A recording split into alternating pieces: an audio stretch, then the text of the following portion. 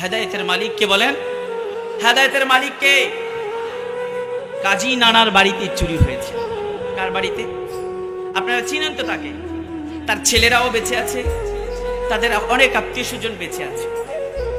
আমি ছোট্ট ছেলে, কোনোদিন কেউ বলতে পারবে না যে সাকিব তুমি নামাজে আসো, আমাকে হাতে ধরে নামাজে নিয়ে গেছে। আমার বাবাও নয়, কোনো ভাইও নয় যে তুমি নামাজে আসো। দুঃখ করে কথাগুলো বলছি, শোনেন। মাদ্রাসায় যাওয়ার জন্য কেউ তশকিল করে নাই, কেউ বলে নাই তুমি আসো মাদ্রাসায় পড়ো, তাও কোনোদিন বলেনি।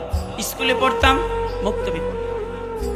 কাজীর বাড়িতে চুরি হয়েছে, যে চলো দেখে আসি। চোর ধরার জন্য বড় হুজুর আসছে, এইখানে চোর ধরবে, দিয়ে চোর ধরবে। আমিও দৌড়ে আসলাম, আর অনেকেই আসলো, দেখলাম অনেক মানুষ।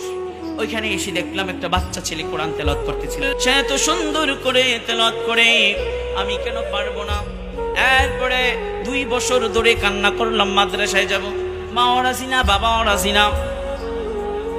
এরপরে এই 2 বছরে স্কুলে যাওয়ার সময় মা বাবা দুলাভাই আত্মীয় স্বজন যেই টাকা আমাকে দিত, ওই টাকা জমায় রাখতাম। এরপরে ওই টাকা দিয়ে মা বাবাকে না বলে মাদ্রাসায় চলে গেলাম। চোর ধরতেছে, ওই চোর ধরা দেখতে গিয়ে আল্লাহ হেদায়েত দিছে। সুবহানাল্লাহ পড়ে। এটা কিসের বরকত ছিল বলেন? এটা কিসের বরকত? আওয়াজ দিয়ে বলেন। আওয়াজ হয় নাই। এটা কিসের বরকত বলেন?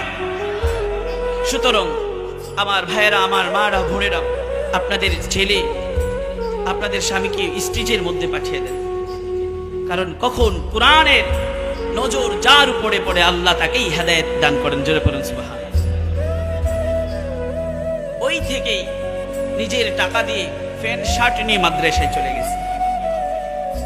পাঞ্জাবি তো ছিল না, স্কুলে পড়তাম। হুজুর বলে যে তোমার প্যান্ট শার্ট চলবে না। আমি বলছি কিছুদিন পরি, এরপর ঠিক হয়ে যাবে। এরপর আলহামদুলিল্লাহ আজকে শোকেস ভর্তি কাপড়। নিয়ামত দান করেছেন কে?